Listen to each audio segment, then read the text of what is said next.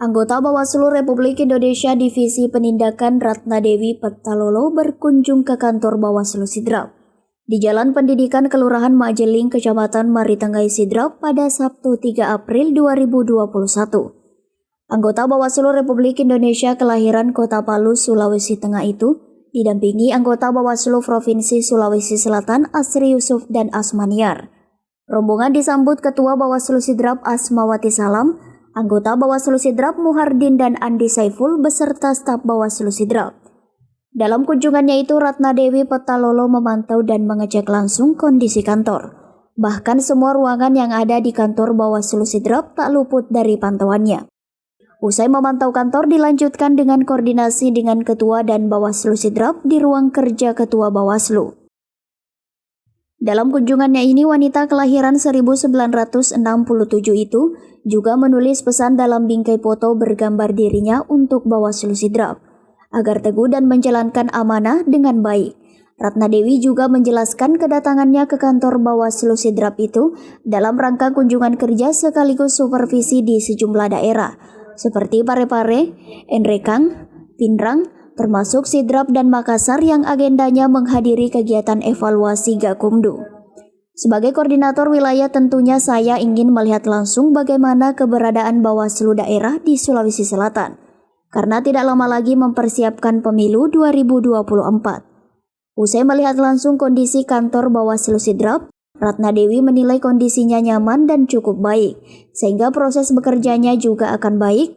Itu juga dilihat dari fasilitas yang memadai karena fasilitas itu juga menjadi salah satu faktor bagaimana lembaga ini bisa eksis.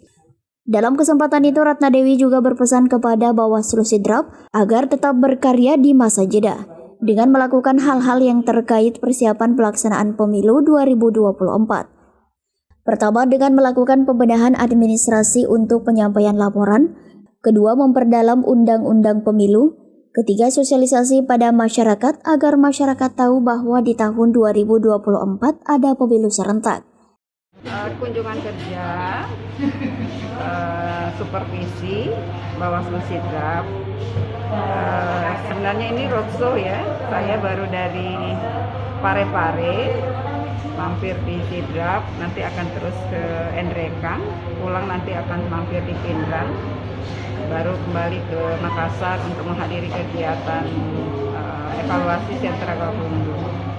Sebagai koordinator wilayah, tentu saya ingin melihat langsung bagaimana keberadaan Bawaslu daerah di Provinsi Sulawesi Selatan, karena kita kan tidak lama lagi akan mempersiapkan pemilu tahun 2020.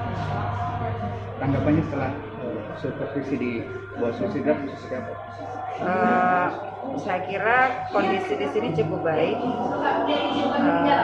Pertama dengan melihat sekretariat, saya bisa memastikan berarti proses bekerjanya Bawaslu ini bisa terlaksana dengan baik.